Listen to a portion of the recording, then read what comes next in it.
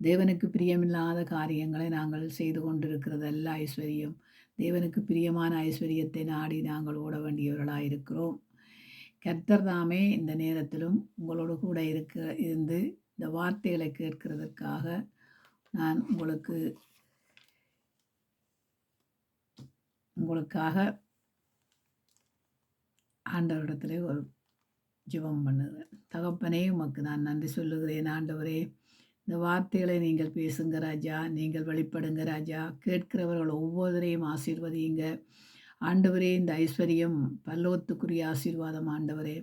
பல்லோத்துக்குரிய பொக்கிஷங்களை நாங்கள் தேடி வைக்க கர்த்தர் தாமே கிருபை செய்யும்படி ஆட்சேபிக்கிறோம் ஆண்டவரே.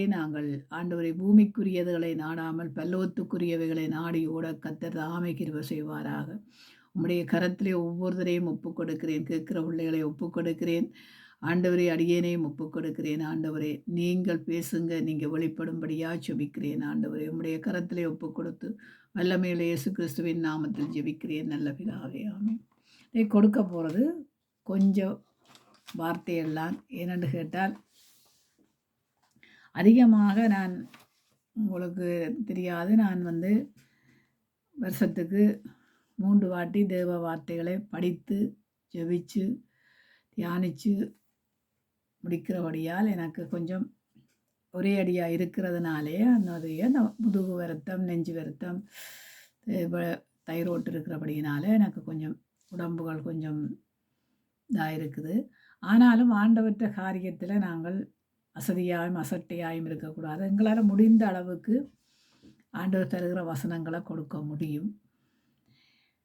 இன்றைக்கு ஆண்டவர் தந்தது என்னென்று கேட்டால், பல்லவத்துக்குரிய ஐஸ்வர்யம். பல்லவத்துக்குரிய ஐஸ்வர்யத்தை குறித்து நாங்கள் பார்க்க போகிறோம்.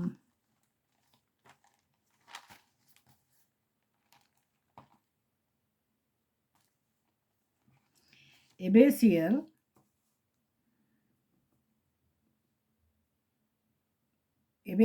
1:7-18 இருந்து பார்ப்போமா.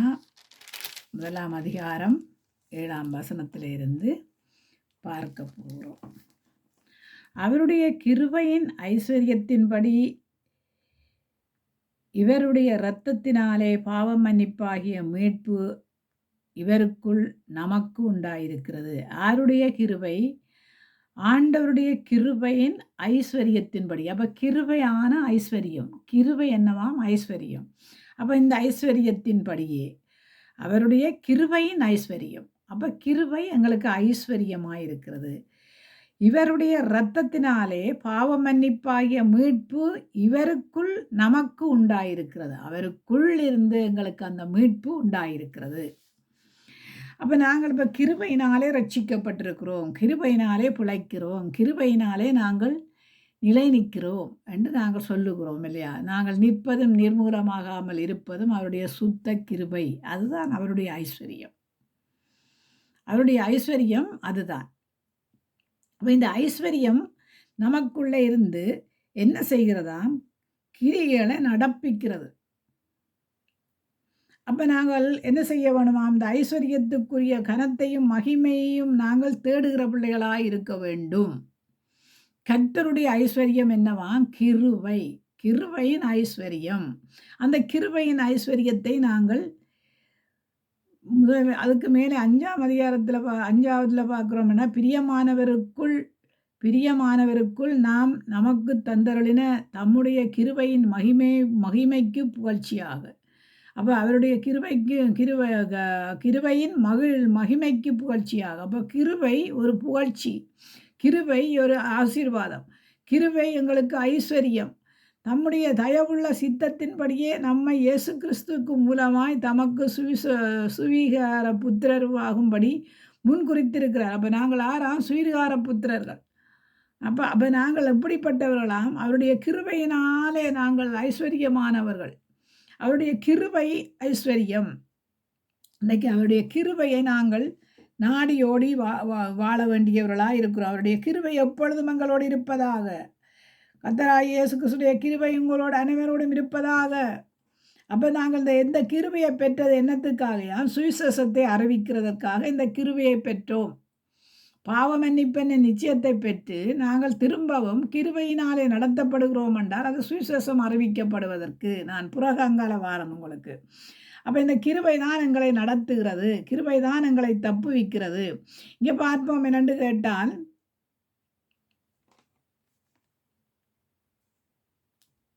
18 பார்ப்போம். தாம் நம்மை அழைத்ததினாலே நமக்கு உண்டாயிருக்கிற நம்பிக்கை இன்னதென்றும் பரிசுத்தவான்களிடத்திலே நமக்கு உண்டாயிருக்கிற சுதந்திரத்தினுடைய மகிமையின் ஐஸ்வர்யம் இன்னதென்றும். அப்போ இது என்ன?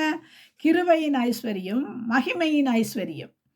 அப்போ எங்களுக்குள்ள என்ன இருக்கணுமா? கிருபை இருக்கணும், தேவனுடைய மகிமை இருக்கணும். இது நமக்கு ஐஸ்வர்யம். இது எங்கே கொண்டு போய் சேர்க்குமா? நம்ம பரலோகத்துக்கு கொண்டு போய் சேர்க்கிற ஐஸ்வர்யம். இந்த பூமியில் இருக்கும்போதும் எங்களுக்கு வந்திருக்கிற ஐஸ்வர்யம், பூமிக்குரிய ஐஸ்வர்யம். நாங்கள் உண்டு குடித்து மரணம் பரியந்தமும் நாங்கள் வாழ்வதற்குரிய ஐஸ்வர்யம். ஆனால் நாங்கள் இங்கே வாழ்கிறதை விட அங்கு வாழ்வதற்குரிய ஐஸ்வர்யம் எதுவாம்? கிருபையும் மகிமையும் உள்ள ஐஸ்வர்யம். அப்போ இந்த கிருபையும் மகிமையும் உள்ள ஐஸ்வர்யத்தை நாங்கள் நாடி ஓடுகிறோமா? அப்போ நாங்கள் நாடி ஓட வேண்டியவர்களாக இருக்கிறோம். என்னோட கடைசி காலகட்டங்களுக்குள்ளே நிற்கிறோம். இன்றைக்கு நாங்கள் பார்க்கிறோம் என்னென்று கேட்டால், இந்த கிருபையை பெற்றிருக்கிறோம், மகிமையை பெற்றிருக்கிறோம். ஆனால் எத்தனை வீடு வழிய ஜெபம் இருக்கிறது, எத்தனை வீடு வழிய வேத வாசிப்பு இருக்கிறது, எத்தனை வீடு வழிய தேவன் நடத்துகிறார் என்கிறதை நாங்கள் பார்க்க வேண்டியவர்களாக இருக்கிறோம். ஏனென்றால் அவருடைய அவர் ஐஸ்வர்ய சம்பந்தன் அல்லவா? அப்போ அவரை நாங்கள் பெற்றிருக்கிறோம் அல்லவா? அவருடைய ஆவியை பெற்றிருக்கிறோம் இல்லையா? ஆவியானவர் நமக்குள்ளே இருந்தால் அவர் எங்களை நடத்துவார் இல்லையா? பரலோகத்துக்குரிய ஐஸ்வர்யத்துக்குரிய மகிமையை அல்லவா நாங்கள் தேட வேண்டும். அப்போ அந்த மகிமையின் ஐஸ்வர்யத்துக்குள்ள நாங்கள் கடந்து போகிறோமா? அதுதான் முக்கியமானது. இந்த பூமிக்குரியது பூமியோடு அழிந்து போகும். பரலோகத்துக்குரிய பொக்கிஷங்களை நாங்கள் சேர்த்து வைக்க வேண்டியவர்களாக இருக்கிறோம். பரலோகத்துக்குரிய பொக்கிஷம் என்னங்க? பரலோகத்துக்குரிய பொக்கிஷம் ஆத்துமாக்கள்.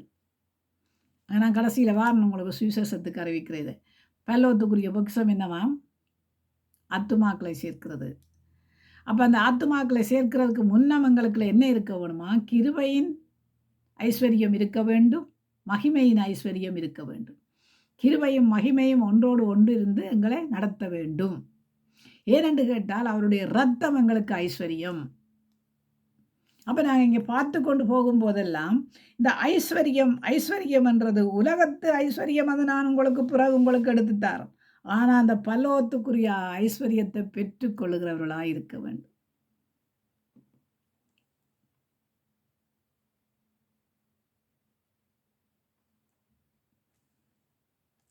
அப்போ பரலோகத்துக்குரிய ஐஸ்வர்யத்தை நாங்கள் நாடி ஓடுகிறவர்களாக இருக்க வேண்டும்.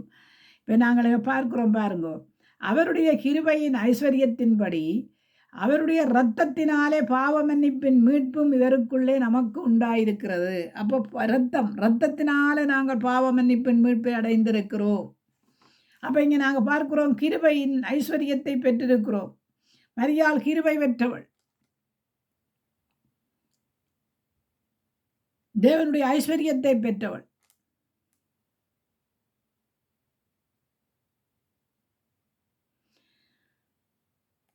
காலங்கள் நிறைவேறும் போது விளங்கும். எது விளங்குமாம்? பார்க்கிறோம், அந்த கிருபை அவர் சகல ஞானத்தோடும் புத்தியோடும் எங்களிடத்திலே பெருக பண்ணினார். எந்த கிருபை எங்களுக்குள்ள பெருக பண்ணினாராம்?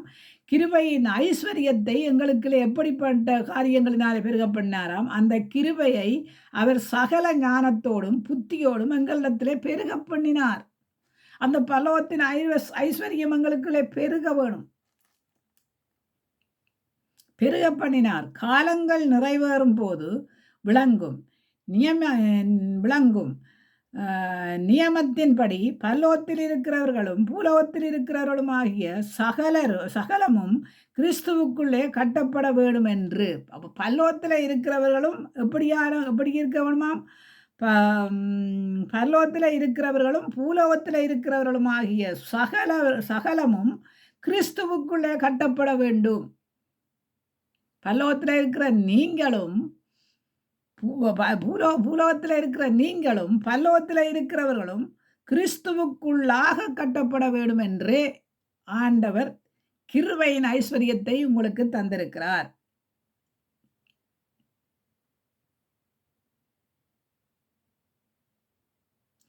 தமக்குள்ளே தீர்மானித்த தம்முடைய தயவுள்ள சித்தத்தின் ரகசியத்தை எங்களுக்கு அறிவித்தார். அப்ப இந்த ரகசியம் என்ன?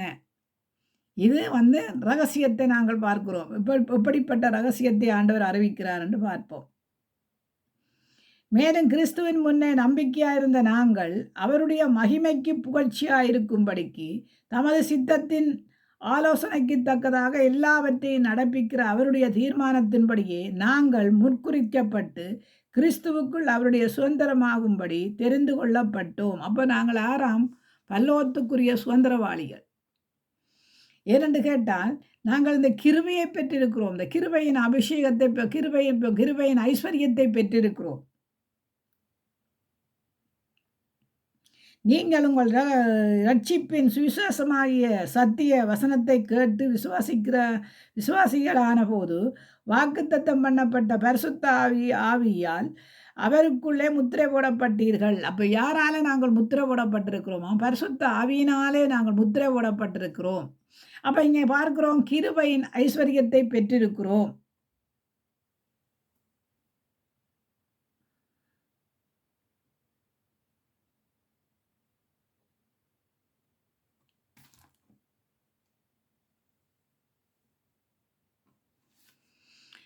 மேலே பார்க்கிறோம் என்னென்று கேட்டால் 18 எபேசியர் 18 தாம் நம்மை அழைத்ததினாலே நமக்கு உண்டாயிருக்கிற நம்பிக்கை இன்னதென்றும் பரிசுத்தவான்களத்து நமக்கு உண்டாயிருக்கிற சுதந்திரத்தினுடைய மகிமையின் ஐஸ்வர்யம். இப்போ இங்கே பார்க்குறோம், கிருபையின் ஐஸ்வர்யம், மகிமையின் ஐஸ்வர்யம். தாம் கிறிஸ்துவை மரித்தோலிருந்து எழுப்பி அவரிடத்திலே நடப்பித்த தமது பலத்த சத்துவத்தின் வல்லன்மையின்படியே விசுவாசிக்கிறவர்களாகிய நம்மிடத்திலே காண்பிக்கும் தம்முடைய வல்லன்மையின் மகாமேன்மையான மகத்துவம் இன்னதென்றும் நீங்கள் அறியும்படிக்கு அவர் உங்களுக்கு பிரகாசமுள்ள மனக்கண்களை கொடுக்க வேண்டும் என்று வேண்டிக் கொள்ளுகிறேன். அப்போ இந்த பிரகாசமுள்ள மனக்கண்களை எங்களுக்கு தந்தால்தான் நாங்கள் இந்த மகிமையின் ஐஸ்வர்யத்தையும் கிருபையின் ஐஸ்வர்யத்தையும் நாங்கள் கண்டுகொள்ள முடியும்.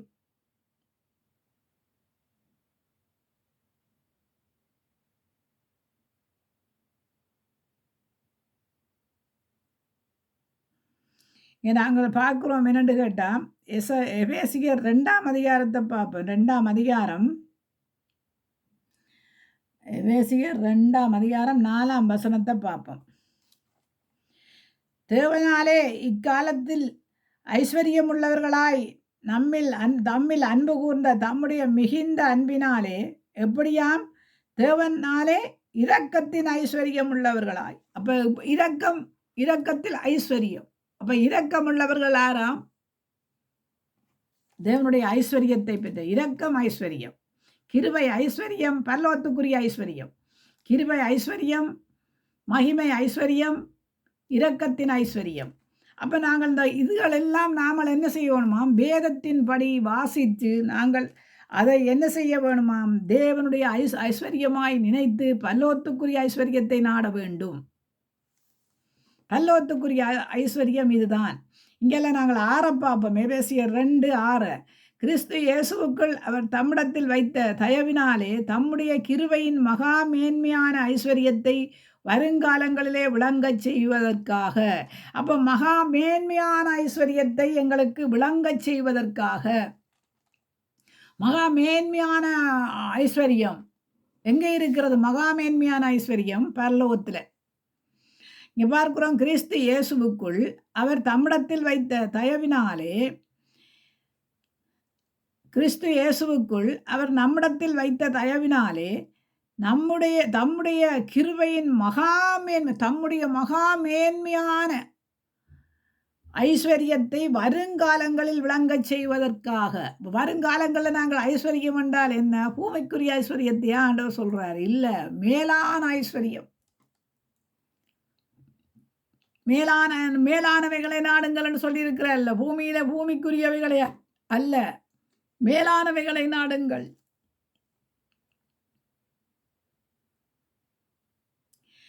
கிறிஸ்து இயேசுவுக்குள் நம்மை அவரோட கூட எழுப்பி உன்னதத்திலே அவரோட கூட உட்காரவும் செய்தார். கிருபையினாலே விசுவாசத்தை கொண்டு ரட்சிக்கப்பட்டீர்கள். இது உங்களாலே உண்டானதல்ல, இது தேவனாலே உண்டாயின ஈவு. அப்போ எப்படிப்பட்டதாம்? அப்போ கிருபை என்ன செய்கிறதாம்? சுவிசேஷத்தை அறிவிக்க வைக்குது. மகிமை என்ன செய்கிறதாம்? எங்களுக்குள்ள இருந்து மற்றவனை கொண்டு வருகிறது. இரக்கம் என்ன செய்கிறதாம்? மற்றவன் மேலே இரக்கம் பாராட்டுகிற ஐஸ்வர்யம்.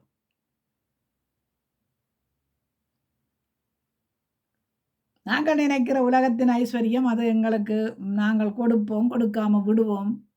அதெல்லாம் உலகத்துக்குரியது. ஆனால் இதுக்கு நீங்கள் கண்டிப்பாக மற்றவனுக்கு கொடுத்து தான் ஆகணும். ஏன்னா இது பரலோகத்துக்குரிய ஐஸ்வர்யம். ஒருவன் பெருமை பாராட்டாதபடிக்கு இது கிரியலினாலே உண்டானது அல்ல. ஏனெனில் நற்கிரியலை செய்கிறதற்கும் நாம் கிறிஸ்துவின் இயேசுவுக்குள் சிருஷ்டிக்கப்பட்டு தேவனுடைய செய்கைகளாயிருக்கிறோம். அவைகளில் நாம் நடக்கும்படி அவர் முன்னதாகவே அவைகளை ஆயத்தம் பண்ணியிருக்கிறார். அப்போ எங்களுக்கு ஆண்டவர் சொல்கிறார் பாருங்க, நாங்கள் ஆண்டவர் சொல்கிறார், நான் இருக்கும் இடத்திலே நீங்களும் இருப்பீர்கள். நான் குடிக்கும் போஜனத்தை, நான் புசிக்கும் போஜனத்தை நீங்களும் புசிப்பீர்கள். நான் குடிக்கும் தண்ணீரை நீங்களும் குடிப்பீர்கள். எங்கே? பரலோகத்துக்குள்ள. நான் இருக்கும் இடத்துல நீங்களும் இருப்பீர்கள். அப்போ அது 1000 காண்டு ஆண்டவர், அதாவது நித்திய ஜீவிய காலமாக இருக்க போகிற பரலோகம். அப்போ அங்கே எங்களுக்கு எல்லாம் இருக்குது. பொன் இருக்குது, பொருள் இருக்குது, எங்களுக்கு எல்லாம் அங்கே இருக்குது. பரலோகம் அதை எப்படிப்பட்ட இதால் வர்ணிக்கப்பட்டிருக்கிறதோ தெரியாது. அப்போ அதனால தான் எங்களுக்கு ஒரு இடத்தை ஆண்டவர் ஆயத்தப்படுத்தி அங்கே எங்களை இங்கே பூமியிலே தேவனுடைய வார்த்தைகள் என்ற ஐஸ்வர்யத்தை நாங்கள் பெற்றுக்கொண்டு அந்த வார்த்தையினாலே அங்கு போய் நாங்கள் ஐஸ்வர்யவான்களாக இருப்போம். மேன்மை பாராட்டுறதுக்கு அங்கு ஒன்றுமே கிடையாது. இது என்னுடையது, இது உன்னுடையது என்று மேன்மை பாராட்டுவதற்கு அங்கே ஒன்றுமே இல்லை. ஏனென்றால் அங்கு தேவன் தான் எங்களுக்கு ஐஸ்வர்ய சம்பந்தன் வெளிச்சமாயிருப்பார். அப்போ நாங்கள் என்ன செய்ய வேணுமா? பூமிக்குரியவைகளை நாடாமல் பரலோகத்துக்குரியவைகளை நாடுங்கள் என்று சொல்லி இருக்கிறது. இனி வருங்காலம், அதாவது நாங்கள் சொல்லுவோம்னா ஆபிரகாம் ஐஸ்வர்ய சம்பந்தன். ஆபிரகாமுடைய காலத்திலே ஆபிரகாம் ஐஸ்வர்ய சம்பந்தனாக இருந்தார். அதே மாதிரி ஈசாக்கு ஐஸ்வர்யவனாக இருந்தான், யாக்கோப் இருந்தான். அவங்க அந்த காலத்தில் இருந்த அந்த காலத்தில் இருந்த நாங்கள், அந்த காலத்தில் இருந்த பெரியவர்கள் இந்த காலத்தில் இருக்கிறார்களா? இல்லை, மரித்து விட்டார்கள் இல்லையா? இப்போ இந்த காலத்தில் இருக்கிற பெரியவர்கள் இனி வருங்காலம் இருப்பார்களா? இருக்கிறது இருக்காது ஆண்டவருக்கு தான் தெரியும். ஆனாலும் 12 அப்போஸ்தலரையும் பாருங்க, பழைய ஏற்பாட்டின் காலத்தில் இருந்த ஐஸ்வர்யவான்கள் மாதிரி அவர்கள் இருக்கவில்லையே. அவர்கள் எல்லாத்தையும் இழந்து தேவனை பெற்றுக்கொண்டார்கள், தேவனோடு இணைந்திருந்தார்கள், தேவனுடைய ஐஸ்வர்யத்தை பெற்றார்கள், பரலோகத்துக்குரிய ஐஸ்வர்யத்தை பெற்றார்கள். நல்ல ஓட்டத்தை ஓடினார்கள், விசுவாசத்தை காத்து கொண்டார்கள். அந்தியோக்கியாவிலே கிறிஸ்தவர்கள் என்று பெயர் பெற்றார்கள். இன்றைக்கு நாங்கள் அன்றிருந்த 12 அப்போஸ்தலர் மாதிரி இன்றைக்கு இல்லை. இன்றைக்கு பொன் என்ன, பொருள் என்ன, பணம் என்ன, ஆஹா, உலகத்தின் ஐஸ்வர்யம். தேவன் கொடுக்கிறார், தேவன் கொடுக்கிறார் என்றல்ல, தேவன் கொடுக்கிறார் இல்லை, தேவன் நமக்கு அளக்கிற அளவின்படிதான் அவர் கொடுப்பார். அதுக்கு மிஞ்சினதெல்லாம் நாங்கள் எங்களுடைய சிந்தனைகளின் காரியங்களினாலே பிசாசு போடுகிற காரியங்களாக இருக்கிறது, ஐஸ்வர்யமாக இருக்கிறது. பிசாசுக்கும் நாங்கள் இடம் கொடுக்கிறோம், தேவனுக்கும் இடம் கொடுக்கிறோம். தேவன் கொடுக்கிறது உள்ளதே போதும் என்று வாழ்கிறதுக்கு தான் கொடுப்பார் தேவன். இப்ப ஏனென்று கேட்டால் காலம் பொல்லாதது, காலம் சமயமாயிருக்கிறது. காலங்களையும் நேரங்களையும் கர்த்தருக்கென்று பிரயோஜனப்படுத்துங்கள் என்று சொல்லியிருக்கு. அப்போ கர்த்தருக்கு பிரயோஜனப்படுத்துகிற நீங்கள் கர்த்தருடைய ஐஸ்வர்யம் இன்னதென்று அறிந்து கொள்ள வேண்டும். உலகத்துக்குரிய ஐஸ்வர்யம் ஆண்டவர் கொடுத்திருக்கிறார், அது போதும் என்ற அளவுக்கு.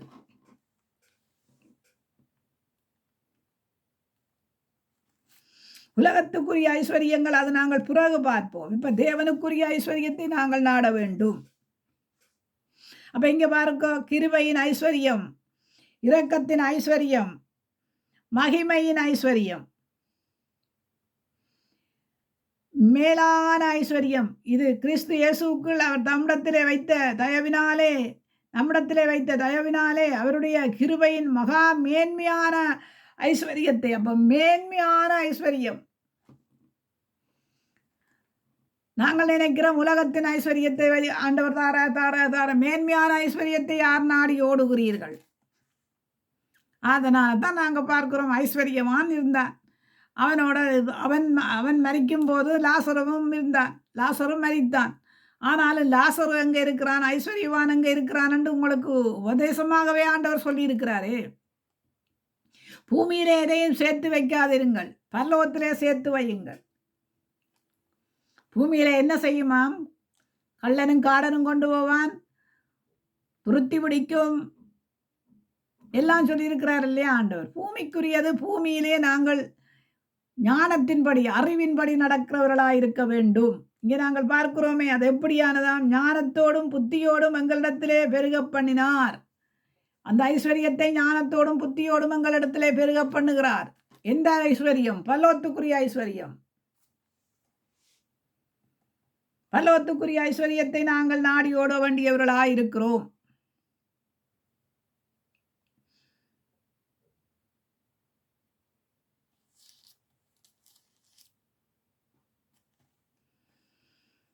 எபேசியர் 3:8 பார்ப்போம். பரிசுத்தவான்கள் எல்லாரிலும் சிறியவனாகிய நான் கிறிஸ்துவனுடைய அளவற்ற ஐஸ்வர்யத்தை புறஜாதிகளிடத்திலே சுவிசேஷமாய் அறிவிக்கத்தக்கதாக இந்த கிருபை எனக்கு அளிக்கப்பட்டிருக்கிறது. அப்போ என்ன என்ன ஐஸ்வர்யமாம் இது? அளவற்ற ஐஸ்வர்யம். யாருக்கு கொடுக்கப்பட்டது? பவுலுக்கு கொடுக்கப்பட்டது. பாருங்க, பவுல் என்ன செய்கிறானா? அதை சுவிசேஷமாய் அறிவிக்கிறான். எந்த ஐஸ்வர்யத்தை? வேதத்தில் உள்ள அதிசயங்களின் வார்த்தைகளை, அந்த ஐஸ்வர்யத்தை அள்ளி தூவுகிறான் அவன்.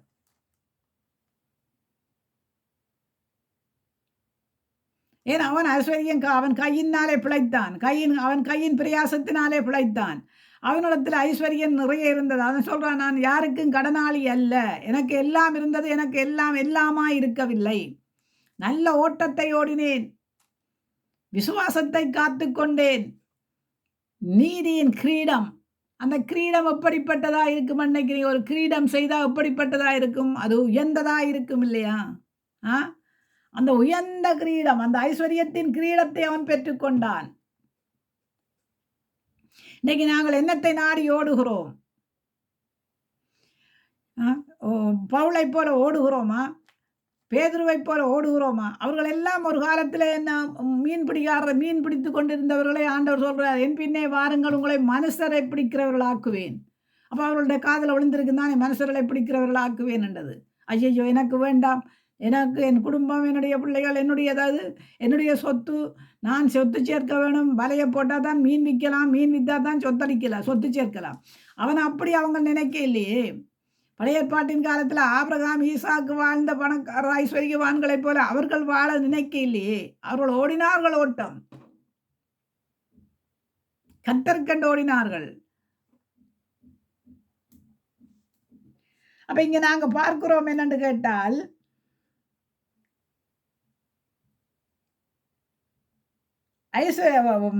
அளவற்ற ஐஸ்வர்யத்தை புறஜாதிகளிடத்தில் சுவிசேஷமாய் அறிவிக்கத்தக்கதாக இந்த கிருபை எனக்கு அளிக்கப்பட்டது. இந்த கிருபையின் ஐஸ்வர்யம் அவனுக்கு அளிக்கப்பட்டது, அளவற்ற ஐஸ்வர்யம். தேவன் தம்முடைய கர்த்தராகிய கிறிஸ்து இயேசுவுக்குள் கொண்டிருந்த அனாதி தீர்மானத்தின்படியே உன்னதங்களில் உள்ள துரத்தனங்களுக்கும் அதிகாரங்களுக்கும் அவருடைய ஆனந்த ஞானமானது சபையின் மூலமாய் இப்பொழுது தெரிய வரும் பொருட்டாக கிறிஸ்துவை கொண்டு எல்லாவற்றையும் திருச்சரித்த தேவனுக்குள்ளே ஆதிகாலங்கள் முதல் மறைந்திருந்த இரகசியத்தினுடைய அக்கியம் இன்னதென்று எல்லோருக்கும் வெளிப்படையாக காண்பிக்கும் பொருட்டு இந்த கிருபை எனக்கு அளிக்கப்பட்டிருக்கிறது. இந்த கிருபையின் ஐஸ்வர்யம் அவனுக்கு அளிக்கப்பட்டிருக்கிறது.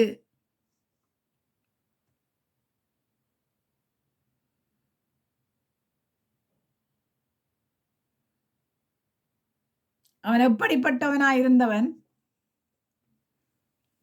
பவுலடியான் எப்படிப்பட்டவனாயிருந்தார்? கிறிஸ்தவர்களை துன்பப்படுத்தி கொண்டிருந்தவன்.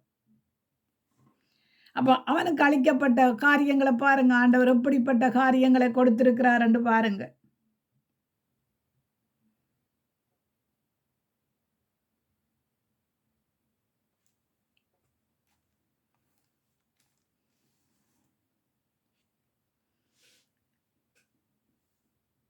எபேசியர் 3:19 பாபம். அறிவுக்கட்டாத அந்த அன்பை அறிந்து கொள்ள வல்லவர்களாகவும் தேவனுடைய சகல பரிபூர்ணத்தினாலும் நிறையப்படவும் அவர் தமது மகிமையினுடைய ஐஸ்வர்யத்தின்படியே உங்களுக்கு அனுக்கிரகம் பண்ண வேணும் என்று வேண்டிக் கொள்கிறேன். அப்போ மகிமையின் ஐஸ்வர்யத்தின்படியே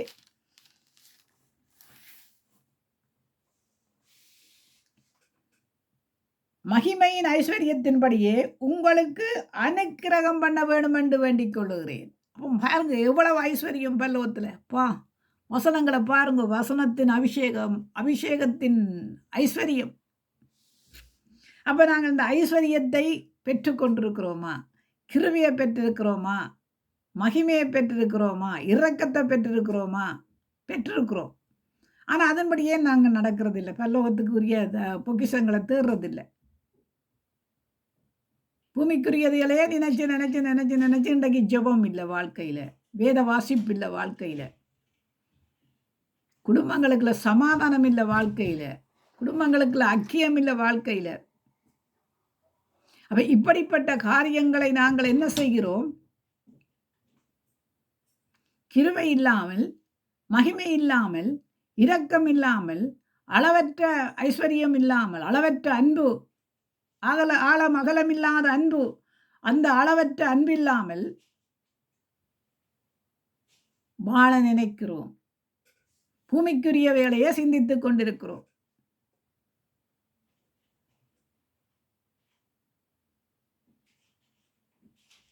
நாம் வேண்டிக் கொள்வதற்கும் நினைக்கிறதற்கும் மிகவும் அதிகமாய் நமக்குள்ளே கிரியை செய்கிற வல்லன்மையின்படியே நமக்கு செய்ய வல்லவராகிய அவருக்கு சபையிலே கிறிஸ்து இயேசுவின் மூலமாய் தலைமுறையாகும் சதா காலங்களிலும் மகிமை உண்டாவதாக. அப்போ அளவற்ற ஐஸ்வர்யத்தின் நாங்கள் உலகத்தின் ஐஸ்வர்யத்தின் மயக்கங்களுக்குள்ள இருக்கிறோம். அந்த மயக்கங்களை விட்டு நாங்கள் வெளியேற வேண்டியவர்களாக இருக்கிறோம். இருக்க வேணும். போதுமென்ற அளவுக்கு வாழுவதே நலம்.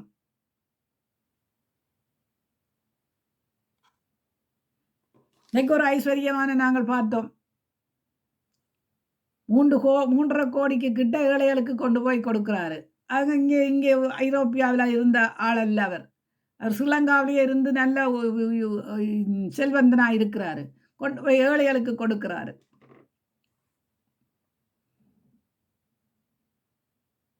கொலேசியர் பார்ப்போம். கொலேசியர்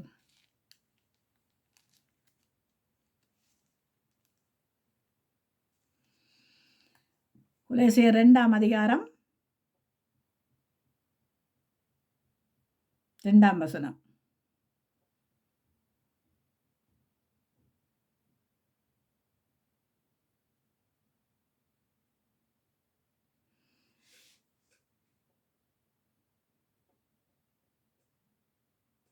உங்களுக்காகவும் லவோதிக்கியாவில் இருக்கிறவர்களுக்காகவும் சரீரத்தில் என் முகத்தை காணாதிருக்கிற மற்ற எல்லோருக்காகவும் மிகுந்த போராட்டம் எனக்கு உண்டென்று நீங்கள் அறிய விரும்புகிறேன். அவர்களுடைய இருதயங்கள் தேற்றப்பட்டு அவர்கள் அன்பினாலே இணைக்கப்பட்டு பிதாவாகிய தேவனுக்கும் கிறிஸ்துவுக்கும் உரிய இரகசியத்தை அறிந்து கொள்ளுகிற உணர்வின் பூரண நிச்சயத்தினுடைய எல்லா ஐஸ்வர்யத்துக்கும் உரியவர்களாக வேணும் என்றே இப்படி விரும்புகிறேன். எல்லா ஐஸ்வர்யத்துக்கும். அவனுக்கு இந்த பூமிக்குரிய ஐஸ்வர்யத்தை பற்றி பவுலடியான் சொல்லல. உங்களுக்கு மேலான ஐஸ்வர்யத்தை குறித்து அவன் பேசுகிறான். அப்போ நாங்கள் என்ன செய்ய வேணுமா? பூமிக்குரிய ஐஸ்வர்யம் அல்ல, நிச்சயத்தினுடைய எல்லா ஐஸ்வர்யத்துக்கும் உரியவர்களாக வேணும் என்று. எல்லா ஐஸ்வர்யம், எல்லா வசனத்திற்குரிய ஐஸ்வர்யங்கள், இந்த வசனம் எல்லாம் எங்களுக்கு ஐஸ்வர்யம், பல்லவத்துக்கு கொண்டு சேர்க்கிறது.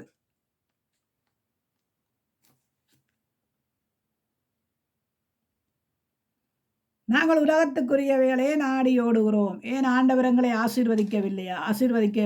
ஆண்டவர் சொல்ல இல்லையா எங்களுக்கு? ஆண்டவரையே பிசாசானவன் சோதிச்சான். எப்படி தெரியுமா? உலகத்தின் ஐஸ்வர்யங்களை காண்பிச்சு சொன்னான், என்ன இது எல்லாத்தையும் உனக்கு தாரன், நீ தாழ விழுந்து பணிந்து குனிந்து தொழுது கொள்ளண்டு.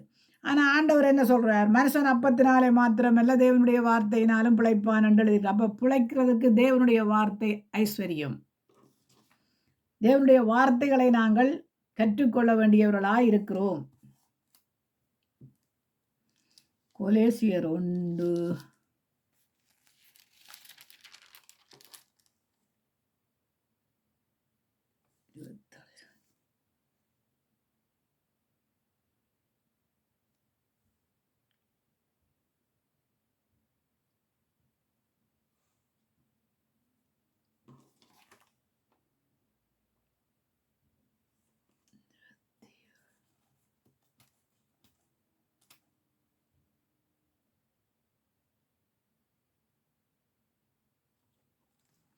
புறஜாதிகளுக்குள்ளே விளங்கிய இந்த இரகசியத்தில் உள்ள மகிமையின் ஐஸ்வர்யம் இன்னதென்று தேவன் தம்முடைய பரிசுத்தவான்களுக்கு தெரியப்படுத்த சித்தமானார்.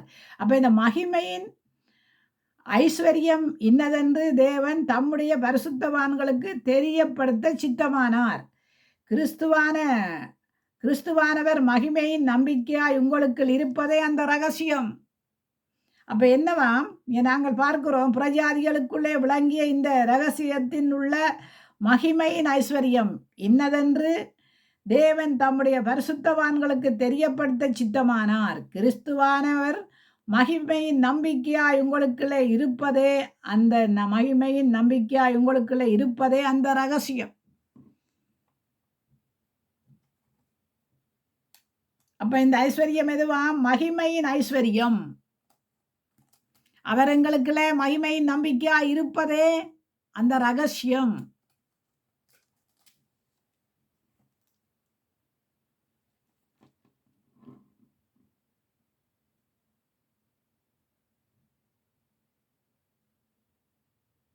அப்ப இந்த ரகசியத்தை பெற்றுக்கொண்ட நாங்கள் என்ன செய்யணுமாம்? எந்த மனுஷனையும் கிறிஸ்து இயேசுவுக்குள் தேறினவனாக நிறுத்தும்படிக்கு அவரையே நாங்கள் அறிவித்து எந்த மனுஷனுக்கும் புத்தி சொல்லி எந்த மனுஷனுக்கும் எல்லா ஞானத்தோடும் உபதேசம் பண்ணுகிறோம்.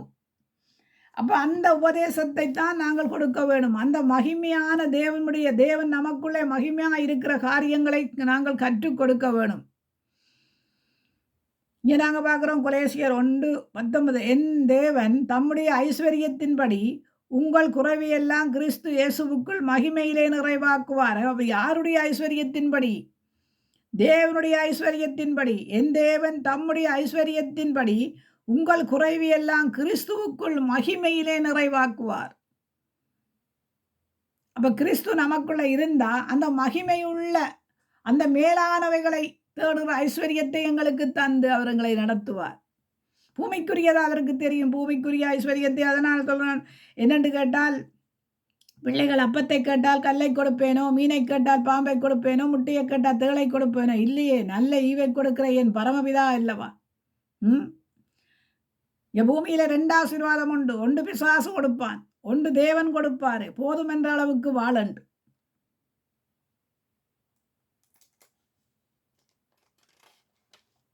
அந்த ஐஸ்வர்யத்தை நாடியோட வேண்டியவர்களாயிருக்கிறோம். நாங்கள் பூமிக்குரிய ஐஸ்வர்யத்தோடு பல்லவராட்சியத்துக்குள்ள போக முடியாது. ஆண்டவரே சொல்லியிருக்கிறார் தானே, ஐஸ்வர்யவான் பல்லவராட்சியத்துக்கு நுழைவது அரிது. நாங்கள் வரும்போது வறுமையாக வந்தோம், போகும்போதும் வறுமையாகத்தான் போவோம். இந்த பூமியா என்னத்துக்கு அக்கினி கிரியாக்க வைக்கப்பட்டிருக்கிறது, பிசாசுக்கு இடமாக இருக்கப்படுகிறது. கடைசி காலத்தில் அவனை சங்கிலியினாலே கட்டி ஆழத்திலே போடுகிறதுக்காக இருக்கிறது. அதுக்கு முன்னர் நாங்கள் என்ன அந்த மகிமை உள்ள அந்த பிரசன்னத்துக்குள்ளே நாங்கள் அந்த ஐஸ்வர்யத்துக்களே கடந்து அந்த மகிமைக்குள்ளே நாங்கள் நுழைகிறதற்கு தேவனுடைய மகிமை அவர் எங்களுக்குள்ளே தந்திருக்கிறார் இல்லையா.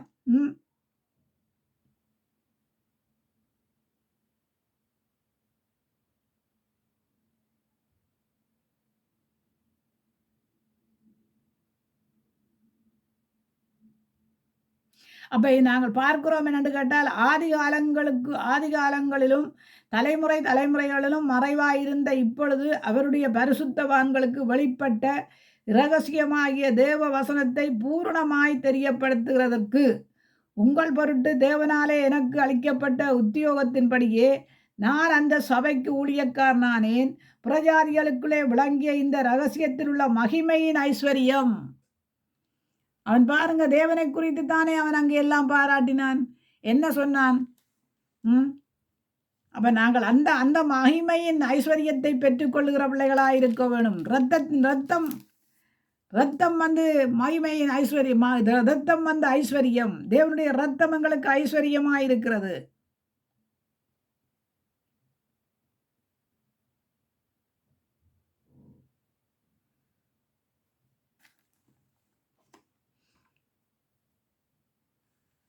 அப்போ மேலானவைகளை நாங்கள் தேட வேண்டும், மேலானவைகளை நாங்கள் தெரிந்து கொள்ள வேண்டும். மேலான ஐஸ்வர்யம் எது?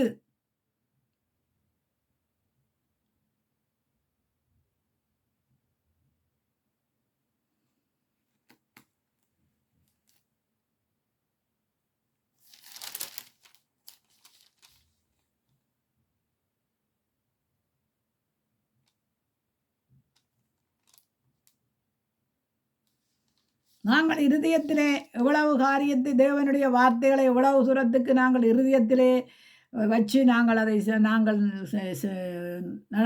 காண்பிக்கிறோமோ மற்றவர்களுக்கு, அது எங்களுக்கும் ஆசீர்வாதமாய் மாறும். நாங்கள் நினைக்கிறோம் உலகத்தின் ஆசீர்வாதங்கள், உலகத்தின் செல்வங்கள் அதெல்லாம் வந்து உலகத்தோடையே மறைந்து போகும். ஆனால் நமக்கு தந்திருக்கிற அந்த ஐஸ்வர்யம் வந்து பல்லோகத்தின் ஐஸ்வர்யம். அந்த பல்லோகத்தின் ஐஸ்வர்யத்தினாலே நாங்கள் நடத்தப்பட வேண்டியவர்களாக இருக்கிறோம்.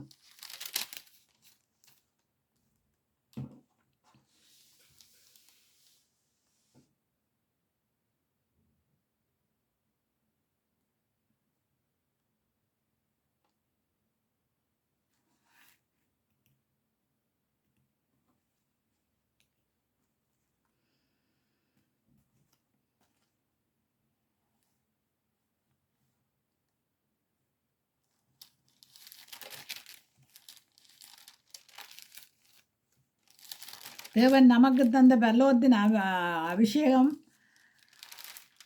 எங்களுக்குள்ள மகிமையாக இருக்கிறது இல்லையா? அப்போ நாங்கள் அந்த ஐஸ்வர்யத்தை நாங்கள் ஏனோ தானோண்டு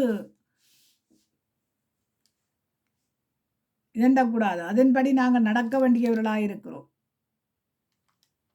கர்த்தருக்கு பிரியமாய் நடக்க வேணும். கர்த்தருக்கு பிரியம் இன்னதென்று அறிந்து நாங்கள் நடக்க வேண்டியவர்களாக இருக்கிறோம். பிழையாமை நாங்கள் பார்க்கிறோம் இல்லையா? இஷ்டவேலரை சபிக்கிறதற்கு போகிறான். ஆனால் இஷ்டவேலர்கள் ஆசீர்வதிக்கப்பட்டவர்கள். எப்படி அப்போ பாருங்கள், இஷ்டவேலர்கள் எல்லாரும் இஷ்டவேலர்கள் அல்ல. உலகத்தின் ஆசீர்வாதத்தினாலே அளிக்கப்பட்டவர்களும் உண்டு. சுத்த இருதயமுள்ள இஷ்டவேலர்கள் தேவனுக்கு நல்லவராகவே தேவன் நல்லவராகவே அவர்களுக்கு விளங்கினார் என்று பார்க்கிறோம். அப்போ எங்களுக்குள்ள எப்படிப்பட்ட ஐஸ்வர்யம் இருக்க வேணுமா? இந்த சுத்த இருதயத்துக்குள்ள எப்படிப்பட்ட ஐஸ்வர்யம் இருக்கணும்? கிருபை, மகிமை, அளவற்ற ஐஸ்வர்யம்.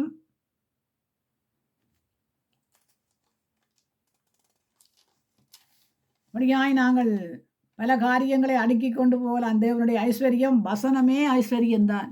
நமக்கு நன்மையான எந்த ஈவும் பூரணமான எந்த வரமும் ஜோதிகளின் பிதாவினிடத்திலிருந்து வருகிற எல்லாம் ஐஸ்வர்யம். நாங்கள் மரிக்கும் போது நாங்கள் அந்த ஐஸ்வர்ய சம்பந்தனிடத்திலே தான் போகிறோம். இயேசு எப்படிப்பட்டவராம்? ஐஸ்வர்ய சம்பந்தன்.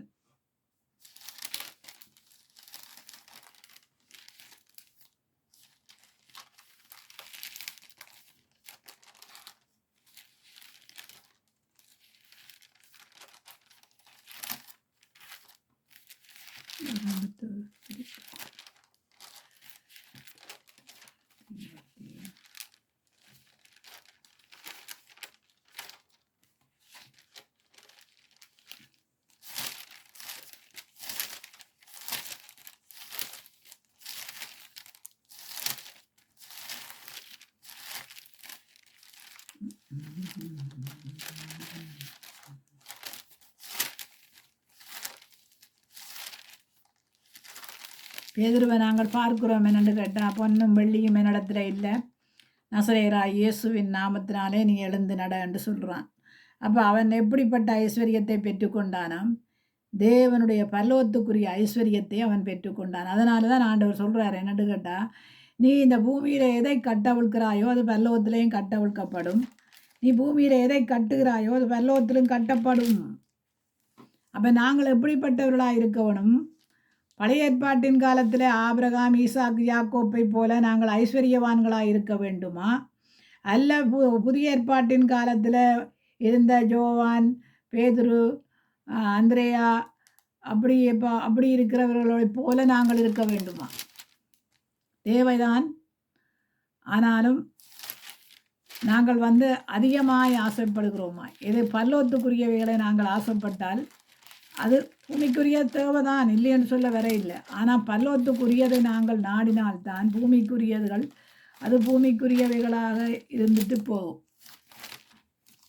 இங்கே பார்ப்போம் என்னென்னு கேட்டால், பிலிப்பியர் 4:19 பார்ப்போம்.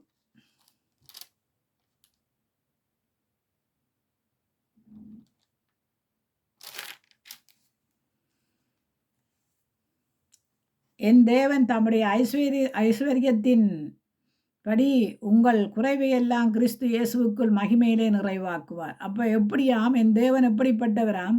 ஐஸ்வர்ய சம்பந்தன். அப்போ ஐஸ்வர்யத்தின்படி உங்கள் குறைவையெல்லாம் கிறிஸ்து இயேசுவுக்குள்ளே மகிமையிலே நிறைவாக்குவார். அப்போ நீங்கள் மகிமையிலே நிறைவாக்கப்படுகிறவர்களாக இருக்கணும். கிறிஸ்து இயேசுவினுடைய மகிமைக்குள்ளே வர வேண்டும். கிறிஸ்து இயேசுவோடு இணைந்திருக்க வேண்டும். உலகத்துக்குரியவைகளை நாடாமல் தேவனுக்குரிய பரலோகத்துக்குரியவைகளை நாடி ஓடி நாங்கள் இருக்கிறவர்களாய் மாற்றப்பட வேணும். இன்றைக்கு நாங்கள் பார்க்கிறோம் என்னென்று கேட்டால், குந்தி குந்தி எழும்புகிறோம். ஜெப வாழ்க்கை இல்லை, பரலோகத்துக்கு போக வேண்டும் என்ற ஒரு விருப்பம் இல்லை. பூமியிலே நாங்கள் ஆண்டு அனுபவித்து வாழுவோம் என்ற விருப்பத்தோடு நாங்கள் வாழுகிறோம். பூமியில் இருக்கும் வரைக்கும் அது நமக்கு தேவையென்ற ஆண்டவருக்கு தெரியும். ஆனால் பல்லவத்துக்குரியவைகளை நாங்கள் நாடியோட வேண்டுமே, பல்லவத்துக்குரிய பொக்கிஷங்களை தேட வேண்டுமே. கொலேசியர் 3 பார்ப்போம். நீங்கள் கிறிஸ்துவுடன் கூட எழுந்தது உண்டானால் கிறிஸ்து தேவனுடைய வலது பரிசத்தில் வீற்றிருக்கும் இடத்தில் உள்ள மேலானவைகளை தேடுங்கள். அப்போ எங்கேயா தேடித்தான்? மேலானவைகளை தேடுங்கள். பூமியில் உள்ளவைகளை அல்ல, மேலானவைகளையே நாடுங்கள்.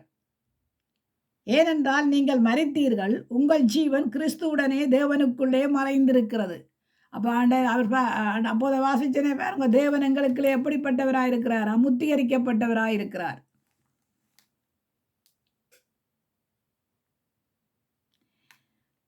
ஏனென்றால் நீங்கள் மரித்தீர்கள், உங்கள் ஜீவன் கிறிஸ்துவுடனே தேவனுக்குள்ளே மறைந்திருக்கிறது.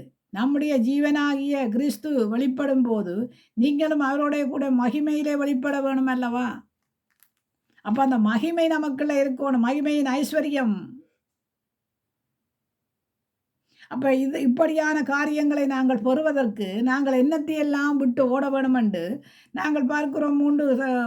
3ஆம் அதிகாரம் கொலேசியரில் பார்க்கிறோம். ஆகையால் விபச்சாரம், அசுத்தம், மோகம், துர்ரிச்சை, விக்கிரகாராதனை, பொருளாசை ஆகிய இவைகளை பூமியில் உண்டு பண்ணுகிற உங்கள் அவயங்களை அழித்து போட்டு மேலானவைகளை தேடுங்கள்.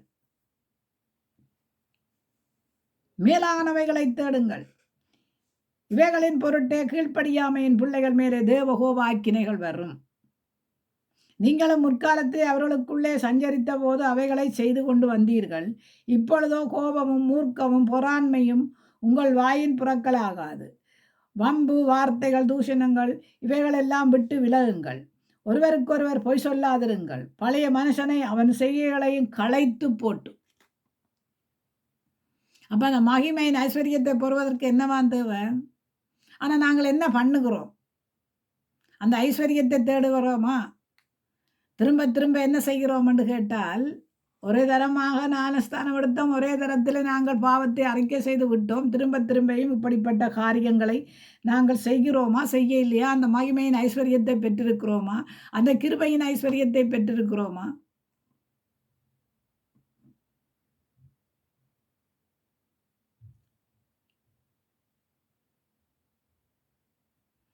அப்போ அப்படிப்பட்ட நாங்கள் மகிமையின் ஐஸ்வர்யத்தை பெற்று நாங்களாக இருந்தால், ஆகையால் நீங்கள் தேவனாலே தெரிந்து கொள்ளப்பட்ட பரிசுத்தரும் பிரியவுமாய் உருக்கமான இரக்கத்தையும் தயவையும் தாழ்மையும் சாந்தத்தையும் நீடிய பொறுமையும் தரித்து கொண்டு ஒருவருக்கொருவர் தாங்கி ஒருவருக்கொருவர் குறைபாடு உண்டானால் கிறிஸ்து இயேசு மன்னித்தது போல ஒருவருக்கொருவர் மன்னியுங்கள். அப்போ இவருடைய ஐஸ்வர்யம் எல்லாம் என்னவாம்? ஆழமகலம் இல்லாத அன்பை கொடுத்தாரே, அது அன்பு ஐஸ்வர்யம். இப்போ நாங்கள் எப்படிப்பட்டவர்களாக இருக்க வேணும்? தேவனுக்கு பிரியமான ஜனங்களாக இருக்க வேண்டும்.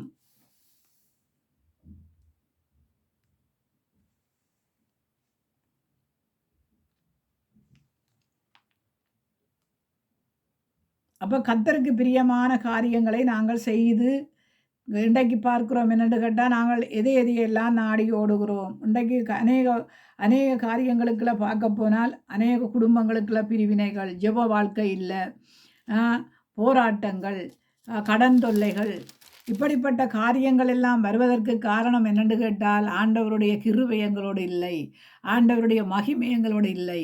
வருகுது வர இல்லை, உலகத்துக்கு ஐஸ்வர்யத்தை வருகுது வர இல்லை. ஆனால் மேலானவைகளை நாங்கள் தேடி ஓடுவதற்கு ஆண்டவர் தேவை இல்லையா? ஆண்டவர் தந்த வார்த்தைகள் தேவை இல்லையா? அது தேவை அல்லவா? அதனால தான் சொல்கிறார், என்னென்னு கேட்டால், ருசித்து பாருங்கள்.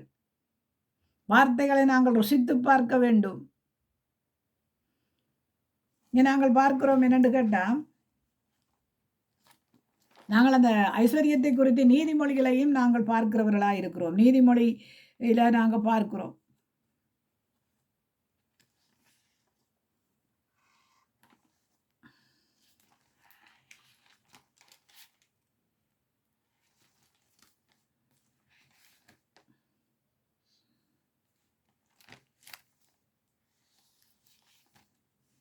நாங்கள் ஐஸ்வர்யத்தை நாடி ஓடுகிறவர்களாக இருக்கக்கூடாது. ஐஸ்வர்யம் எந்த உலகத்தின் ஐஸ்வர்யத்தை விட தேவனுக்குரிய ஐஸ்வர்யம், பல்லோத்துக்குரிய ஐஸ்வர்யத்தை நாங்கள் நாடி ஓட வேண்டியவர்களாக இருக்கிறோம். உலகத்தின் ஐஸ்வர்யம் அது தேவன் நமக்கு கொடுப்பாரு, கொடுக்க மாட்டார் என்று இல்லை, கொடுப்பாரு. அவர் சொன்னவர் சொல் மாறாத தேவன் இல்லையா? இங்கே பிரசங்கியில் பார்க்கிறோம் என்னென்று கேட்டால், தேவன் ஐஸ்வர்யத்தையும் சம்பத்தையும் எவனுக்கு கொடுத்திருக்கிறாரோ அவன் அதிலே புசிக்கவும் தன் பங்கை பெறவும் தன் பிரயாசத்திலே மகிழ்ச்சியாக இருக்கவும் அவனுக்கு அதிகாரம் அளிப்பது தேவனுடைய அனுக்கிரகமாக இருக்கிறது. அவருடைய இருதயத்தினாலே மகளும் படி தேவன் அவனுக்கு அனுக்கிரகம் பண்ணுகிறபடியினால் அவன் தன் ஜீவனுள்ள நாட்களெல்லாம் அதிகமாய் நினையான். அப்போ இங்கே நாங்கள் பார்க்கிறோம், தேவன் தான் அந்த ஐஸ்வர்யத்தை கொடுக்கிறார். தேவனுடைய ஐஸ்வர்யத்திலே நாங்கள் வாழ வேண்டியவர்களாக இருக்கிறோம். உலகத்து ஐஸ்வர்யங்களை நாங்கள் இனி நாடி ஓடுகிறதல்ல, பல்லவத்துக்குரிய ஐஸ்வர்யத்தை தேட வேண்டியவர்களாக இருக்கிறோம். பல்லவத்துக்குரிய ஐஸ்வர்யங்கள் என்னென்று நான் உங்களுக்கு வார்த்தையிலே சொன்னனே. இங்கே நாங்கள் பார்க்கிறோம் வேண்டாம், பூமிக்குரிய ஐஸ்வர்யம் என்ன? பணப்பிரியன் பணத்தினாலே திருப்தி அடைவதில்லை, செல்வப்பிரியன் செல்வத்தினாலே திருப்தி அடைவதில்லை, இதுவும் மாயையே. அப்போ எந்த ஐஸ்வர்யம் நமக்கு தேவை? பல்லோத்துக்குரிய ஐஸ்வர்யத்தை நாங்கள் நாட வேண்டியவர்களாக இருக்கிறோம். இன்றைக்கு நாங்கள் பார்க்கிறோம் என்னென்று கேட்டால், ஆப்பிரிக்காவில் வெள்ளப்பெருக்கு, இஸ்ரவேல் பலஸ்தீனாவில் பிரச்சனை, ஈரானுக்கும் இஸ்ரவேலுக்கும் பிரச்சனை, ரஷ்யாவுக்கும் உக்ரைனுக்கும் பிரச்சனை. பிரச்சனை வர்ற நேரங்கள் எல்லாம் பார்க்குறீங்க தானே. ஆனால் நாம் எங்கே நாடி ஓட வேண்டும்? எதை நாடி ஓட வேண்டும்? பிரச்சனைக்கு தீர்வு எங்கே இருக்குது? அதைத்தான் நாங்கள் நாடி ஓட வேண்டியவர்களாக இருக்கிறோம். கர்த்தரை தேடுகிறவர்களுக்குள்ள அந்த அப்படிப்பட்ட காரியங்கள் நமக்குள்ள இருக்க வேண்டும். இன்றைக்கு பார்க்கிறோம், நீதிமொழியில் பார்க்கிறோம், பிரசங்கியில் பார்க்கிறோம், இந்த பண ஐஸ்வர்யத்தை குறித்து நாங்கள் பார்க்கிறோம். என்ன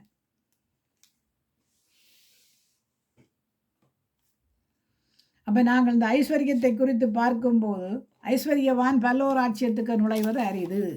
அப்போ எப்படிப்பட்ட ஐஸ்வர்யத்தை நாங்கள் நாடி ஓட வேண்டுமாம்? பல்லோத்துக்குரிய ஐஸ்வர்யத்தை நாடி ஓடுகிறவர்களாக இருக்க வேண்டும். நான் இன்றைக்கு உங்களுக்கு குறைவாக தான் எடுத்து கொண்டு வந்திருக்கிறேன், தேடி நான் எடுத்து வாசித்து கொண்டு வந்திருக்கிறேன்.